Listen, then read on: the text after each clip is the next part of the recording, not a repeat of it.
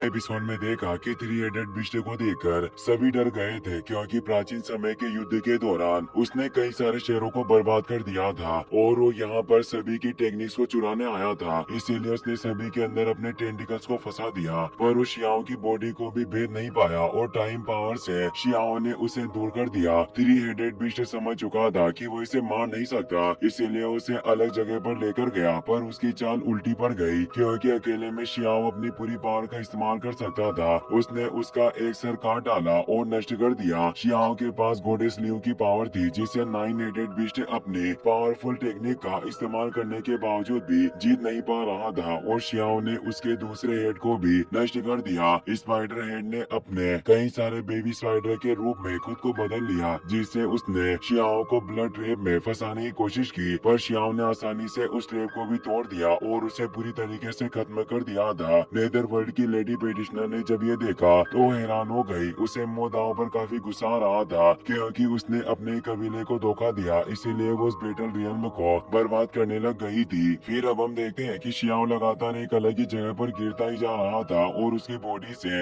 Energy particle के रूप में लगातार निकलती जा रही थी। शियाओ को अचानक होश आ जाता है। वो अपनी ऐसी हालत देख हैरान था। वो महसूस करता है कि उसकी बॉडी मानो नष्ट हो रही है, पर उसकी सोल बची हुई थी। तभी उसे पास में समय के एक टुकड़े यानी टाइम फ्रेगमेंट के होने का एहसास होता है और वो जैसे ही पास में टच करता है तो पास्ट की कुछ झलक दिखाई देती है। जब उस नेदर वर्ल्ड की लेडी पेटिशनर ने जब बेटल रियल्म पर हमला किया तो सभी पेटिशनर भागकर बाहर आ रहे थे। वो लेडी पेटिशनर काफी गुस्से में थी कि मोदाओ, तुमने हमें धोखा दिया। हमारे इमोर्टल लॉर्ड को रुष्ट करने की सजा तुम्हें जरूर मिलेगी। अभी हम तुम्हारा कुछ नहीं बिगाड़ सकते, पर जब पूरे नेदर वर्ल्ड की फौज यहाँ आएगी हम तुम 9 एंड 10 रियल की पूरी दुनिया को भी बर्बाद कर देंगे। यह कहकर वहाँ से चली जाती है। सभी पेटिशनर बाहर आ गए थे। तभी 10 रियल में डायग्राम में से एक तेज एनर्जी बाहर आती है और एक पोर्टल खुल जाता है। यह सभी लोगों के लिए एक अपॉर्चुनिटी की तरह था। थर्ड एल्डर सभी पेटिशनर को बताते हैं कि ये 10 रियल में डायग्राम हेवन एंड अर्थ के नियमों के द्वारा ब्लेस्ड है, इसीलिए तुम सभी लोगों को इस पोर्टल में जाने से महान अवसर प्राप्त हो सकते हैं, पर सौभाग्य और दुर्भाग्य एक दूसरे से जुड़े हुए हैं, इसीलिए अंदर जाने से तुम्हारी जान को भी खतरा हो सकता है। इसीलिए तुम इसमें जाना चाहते हो या नहीं, ये तुम्हारे ऊपर ही डिपेंड करेगा। जब सभी पेटिशनर ट्रेजर के लालच में उसके अंदर चले जाते हैं और शियाओ भी उसके अंदर चला गया था और यही वजह थी कि वो उस अजीब जगह पर आ गया था। तभी कई सारे लाइट पार्टिकल मिलने लगते हैं। ये दरअसल लाइट फ्रेगमेंट का रिफ्लेक्शन था, जिससे वहाँ टाइम रिवर क्रिएट हो जाता है और एक ब्लैक होल भी वहाँ मौजूद था। उस टाइम रिवर में कई सारे लोगों की सोल फंसी हुई थी और धीरे धीरे उन सभी की बॉडी नष्ट हो रही थी और कई सारे डार्क प्रिजन उस टाइम रिवर में गिर रहे थे और वो डार्क प्रिजन भी नष्ट हो रहे थे। शियाओं को एहसास होता है कि आखिर इस जगह पर डार्क जेल भी दिखाई दे रही है। क्या ये जगह सचमुच मौजूद है या सिर्फ एक भ्रम है? तभी एक तेज रोशनी उसकी तरफ आती है और वो वहाँ से सीधे एक महल में पहुँच गया जहाँ चारों तरफ डिवाइन एनर्जी मौजूद थी। शियाओं को समझ नहीं आता कि आखिर वो किस जगह पर आ गया है। क्या हो सकता है कि यह जगह टाइम की उस नदी के अंदर ही बनी हुई कोई जगह हो?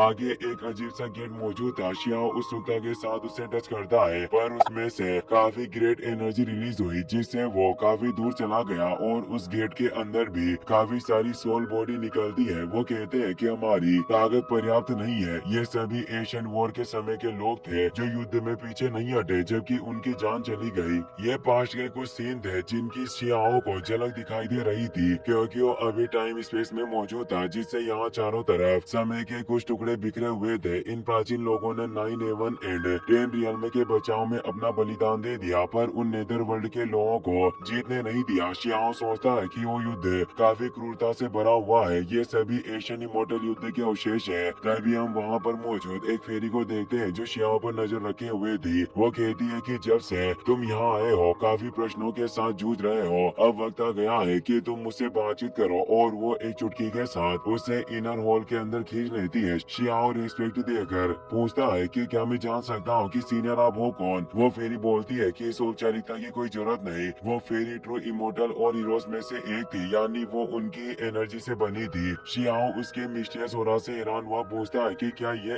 एक ट्रू इमोर्टल हो सकती है? फेरी कहती है कि आखिर तुम किस ट्रू इमोर्टल की बात कर रहे हो? यह जगह जुनून की एक बंद से बनी है। शियाओ को उसकी फाइट की भी एक झलक दिखाई दी जिसमें वो हार बाहर गई थी और वो यहाँ आ गिरी। और अब शियाओ को लगता है कि शायद हो सकता है कि यह जगह भी पहले एक युद्ध का मैदान रहा हो। और वो पूछता है कि आखिर अभी मैं वास्तव में किस जगह पर मौजूद हूँ। फेरी कहती है कि यह जगह पुनर्जन्म और परलोक भी हो सकती है, कौन जाने की यह जगह क्या है, पर किसी भी तरीके से तुम अब उस नश्वर संसार में नहीं हो जहाँ तुम रहते हो। शियाओ सोचता है कि मैं अभी तक मरा नहीं तो आखिर पुनर्जन्म के स्टेज में कैसे हो सकता हूँ। और वो कहता है कि मैं अभी भी असलियत में तो उसी नश्वर संसार में मौजूद हूँ, बस मेरी आत्मा यहाँ है। फेरी बताती है कि तुम्हें किसने कहा कि पुनर्जन्म को प्राप्त करने के लिए मरना जरूरी है। शियाओ कहता है कि मेरे लिए यहाँ आना सिर्फ एक ट्रिप की तरह था। फेरी बताती है कि पुनर्जन्म को समय के हिसाब से नहीं नापा जा सकता, अगर देखा जाए तो एक क्षण में भी पुनर्जन्म लिया जा सकता है और एक पल में देखा गया सपना भी पुनर्जन्म का रास्ता दिखा सकता है। शियाओ बोलता है कि तुम्हें कहना चाहती हो कि अगर कोई ध्यान लगाकर बैठता है और उसकी आत्मा अगर वॉइड में भटक रही हो, साथ ही उसका मन ग्रेट दाओ में निवास करता हो, तो क्या इस वक्त भी पुनर्जन्म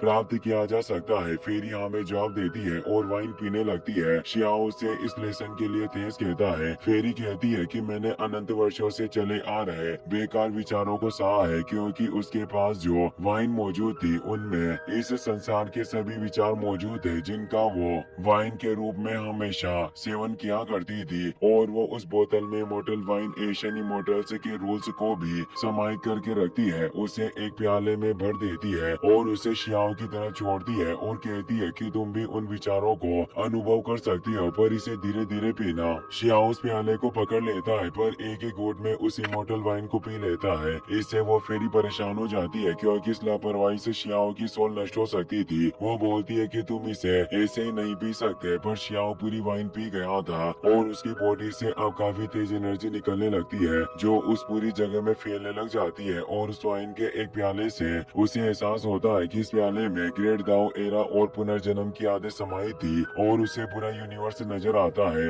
जो लगातार विकसित हो रहा था। और वो एक पल में आकाश और पृथ्वी को स्पष्ट रूप से देख पाया और उसके अंदर इमोर्टल सीड होने से उसकी सोल को कुछ नहीं हुआ। साथ ही शियाओ को इससे कई सारा आत्मज्ञान प्राप्त हुआ और वो कहता है कि शराब में एशियन इमोर्टल के मार्ग और नियम समाहित है। फेरी हैरान हुई कहती है कि आखिर तुम इस तरह की इमोर्टल वाइन को आखिर कैसे सहन कर सकते हो। शियाओ कहता है कि क्या मुझे तुम्हें एक और कप वाइन दे सकती हो। फेरी वापस लौट आती है और उस इमोर्टल वाइन की पूरी बोतल ही उसकी तरफ कर देती है, पर वो बताती है कि इसे पूरा पीना व्यर्थ होगा। उस बर्तन में मौजूद शराब की हर एक बूंद मैंने अरबों बार चखी हुई है, क्योंकि मैं इस दुनिया को खत्म करने वाली आपदा को रोकने का रास्ता खोजने की कोशिश कर रही थी। जल्दी एक बड़ी आपदा आने वाली है जिसमें सब कुछ बर्बाद हो जाएगा, क्योंकि वो फ्यूचर से आई थी और उसने सब कुछ पहले से ही देखा हुआ था, पर उसे इस आपदा को रोकने का कोई भी तरीका नहीं मिला। हर बार समय खुद को दोहराता है और वो इसी प्रतीक्षा में थी कि कोई व्यक्ति उभर कर सामने आएगा और इस दुनिया के भाग्य को बदलेगा। वो बताती है कि एशियन इमोर्टल मेथड से पहले से ही असफल हो चुके हैं, यानी ये मेथड्स किसी भी काम के नहीं। अगर तुम इस दुनिया का भाग्य बदलना चाहते हो तो तुम्हें अपना एक नया रास्ता बनाना होगा जिससे ही इस दुनिया को विनाश से बचाया जा सकेगा। अगर तुम वही व्यक्ति हो जो सभी कानूनों को दोबारा लिखेगा और नई सुबह लेकर आएगा। शियाओ कहता है कि मैं नहीं जानता, पर मैंने अभी इस इमोर्टल वाइन का सिर्फ एक कप पिया है और एक प्याला आखिर सत्य की पुष्टि कैसे कर सकता है। भले ही आपने इसे अरबों बार पिया हो, पर इससे कोई फर्क नहीं पड़ता, क्योंकि हर व्यक्ति के निष्कर्ष अलग होते हैं, क्योंकि निष्कर्ष निकलने कभी बंद नहीं होते। भले ही हमारी हड्डियां टूट जाए या फिर खून बहने लगे, फिर भी निष्कर्ष निकलते रहेंगे। फेरी कहती है कि तुमने बिल्कुल सही बात कही, अगर तुम मेरे इस इमोर्टल वाइन के बर्तन को हिलाने की काबिलियत रखते हो तो मुझे विश्वास हो जाएगा कि तुम ही वो चुने हुए व्यक्ति हो, क्योंकि वो 1000 थर्मापोर्ट था जिसे कोई मामूली पेटिशनर छू भी नहीं सकता था। इसीलिए वो दोबारा कहता है कि अगर तुम इसे उठाने में सफल हुए तो इसका मतलब ये होगा कि युगों से चलती आ रही आपदाओं को खत्म करने की तुम आशा की एक किरण की तरह हो, और तुम जो भी फैसला लोगे तुम्हें स्वयं ही इसका भुगतान करना होगा। इससे शियाओ की जान भी जा सकती थी। उसके उस धर्मापोर्ट को छूने से पहले ही धर्मा स्क्रॉल एक्टिवेट हो गया था और एक फियर्स एनर्जी उसके ऊपर दबाव डाल रही थी, पर शियाओ को इससे बिल्कुल भी फर्क नहीं पड़ता। उल्टा वो तो धीरे से मुस्कुराया और उसने आसानी से उस धर्मापोर्ट को पकड़ लिया, पर इससे आकाश फटने लगा और उस पर कई सारे बिष्ट हमले एक साथ होने लग गए थे। पर शियाओ इन हमलों पर ध्यान नहीं देता और उस धर्मापोर्ट से एक बूंद अपने मुंह में डाल लेता है, जिससे काफी तेज एनर्जी निकलती है और और वो सभी हमले बंद हो जाते हैं। अब शियाओ उस प्याले को दूर फेंक देता है और उस पूरी इमोर्टल वाइन को ही जल्दी से पीने लग जाता है। इससे इतनी फियर्स एनर्जी निकली कि वो बीस्ट और बाकी सभी चीरते हुए पत्थर नष्ट हो गए और शियाओ की डिवाइन बॉडी पीछे नजर आ रही थी। फेरी हैरान हुई कि इसने इतने बड़े कर्म को सहन किया। वास्तव में तुम हो कौन जो इतना बड़ा अस्तित्व रखते हो? तभी वहाँ किसी के हंसने की आवाज आती है। वो कहता है कि फाइनली मैं तुम्हें ढूंढने में कामयाब हुआ। वहाँ आसमान में क्रेग उत्पन्न होने लगे और एक पोर्टल से जाइंट इविल एनर्जी से भरा हुआ हाथ तेजी से शियाओ की तरफ बढ़ रहा था। शियाओ को काफी पावरफुल विदेशी क्षेत्र का और अब महसूस हो रहा था जिसका वो सामना नहीं कर सकता था। इसीलिए फेरी तुरंत आगे आ जाती है और वो इमोर्टल वाइन को डाल की तरह इस्तेमाल करती है, पर उस हेड से कई सारे ब्लैक एनर्जी बॉल बाहर आ गई जो उस तरफ बढ़ रही थी। फेरी बताती है कि वांग तुम्हें मारने के लिए उन विदेशी दुश्मनों ने एशियन एरा के समय को पार कर लिया और ये अपने धर्मा बॉडी की मदद से हमला कर रहा है। वास्तव में काफी बेशर्म है। शियाओ भी बचाव के लिए कुनफेंग टेक्निक को एक्टिवेट करता है, पर उस विदेशी ओरा में इतनी शक्ति थी कि वो कुनफेंग टेक्निक बिखर जाती है। शियाओ परेशान था क्योंकि आज से पहले उसने इतना पावरफुल ओरा कभी महसूस नहीं किया। इसी के साथ ये एपिसोड यहीं पर खत्म हो जाता है। वीडियो पसंद आया हो तो अपने दोस्तों के साथ शेयर करना, साथ ही इस वीडियो को लाइक और चैनल को सब्सक्राइब करने के लिए आपका तहे दिल से शुक्रिया। Thanks for watching.